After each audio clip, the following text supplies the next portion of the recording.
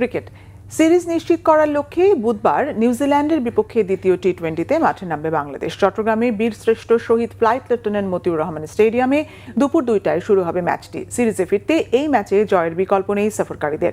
সাগরিকায় দ্বিতীয় টি-20-তে শঙ্কা থাকছে বৃষ্টির। মানিক মাহমুদের রিপোর্ট। সাগরিকার সবুজ গালিচায় প্রথম ম্যাচে হৃদয়, শামীমের তাণ্ডব আর পারভেজ ঝড়ে বিধ্বস্ত হয় কিউইরা। 183 রানের টার্গেটে কিউইদের বিপক্ষে রেকর্ড করা জয়ে টি-20 সিরিজে এগিয়ে যায় টাইগাররা। দ্বিতীয় ম্যাচটি জিতলেই হোম সিরিজে ওডিআইয়ের পর 20 ওভারের ফরম্যাটের ট্রফিটাও নিশ্চিত হয়ে যাবে স্বাগতিকদের।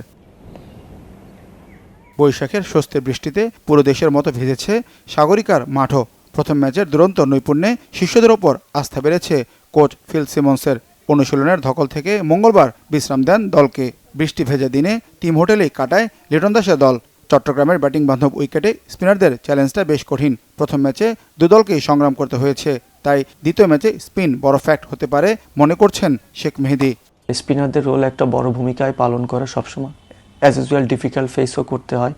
তো এই সিরিজটাও সেম থিং, যেই খেলুক আসলে সবাই, যেহেতু এখনও আমাদের নাসুম আছে, আমি আছি, রিশাদ আছে, কেউ না কেউ ইনশাল্লাহ মাশাল্লাহ ভালো করতেছে।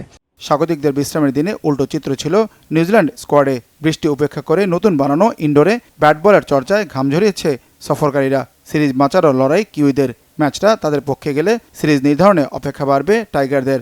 আর দ্বিতীয় ম্যাচেও দাপট ধরে রাখলে এই ফরম্যাটে প্রথমবার চট্টগ্রামের মাটিতে সিরিজ নিশ্চিত হবে টাইগারদের। পরিসংখ্যানে কিউইদের বিপক্ষে একবারই টি-20 সিরিজ জিতেছিল বাংলাদেশ 2021 সালে মিরপুরে।